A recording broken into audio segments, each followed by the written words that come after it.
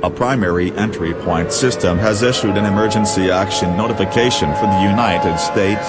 Please stand by. A message from the President will be relayed shortly. Hello everyone, I am the President. There is an outbreak of an infectious bacteria that is growing in food across the country which causes anyone that consumes it to turn into the food and slowly and painfully die, but they are still humanoid. Once fully infected, the person will break into people's homes forcing them to eat infected food.